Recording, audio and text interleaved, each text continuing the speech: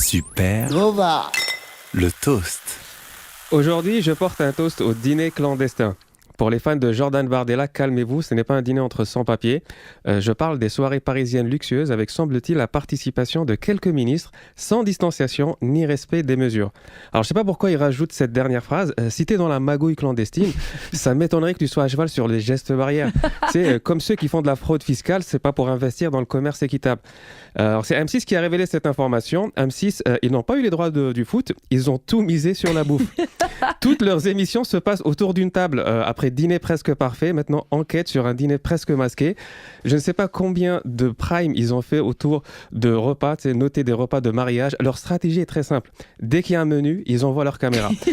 Et là, il y avait du menu, des tarifs entre 200 et 500 balles, soit un petit goûter d'anniversaire selon Carlos Ghosn.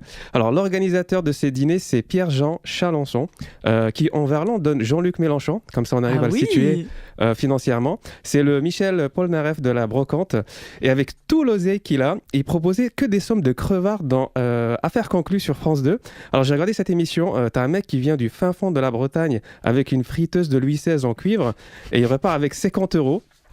Et il est là, oui, avec cet argent, je vais faire un resto. Mais franchement, reste à Quimper et lance une cagnotte litchi. Ça va être beaucoup plus intéressant pour toi.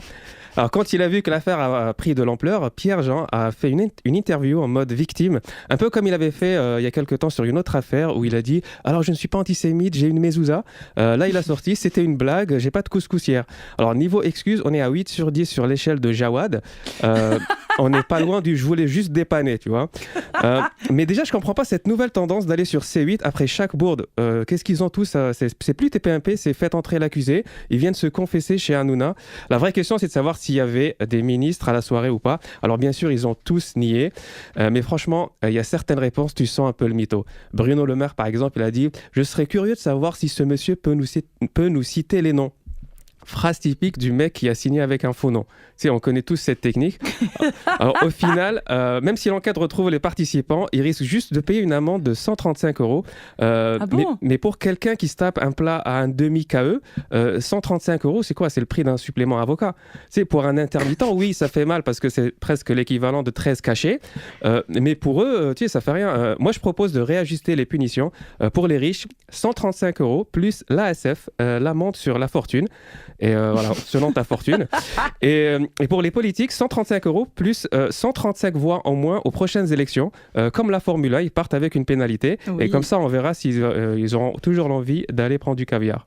Merci beaucoup. Encore une petite chronique de Poucave, hein, Wari. Il y avait les noms, il y avait tout. Ah bah oui. On mange les riches ce soir sur Nova. 17h, 19h, Super Nova. Avec Marie Bonisso et des gens bien.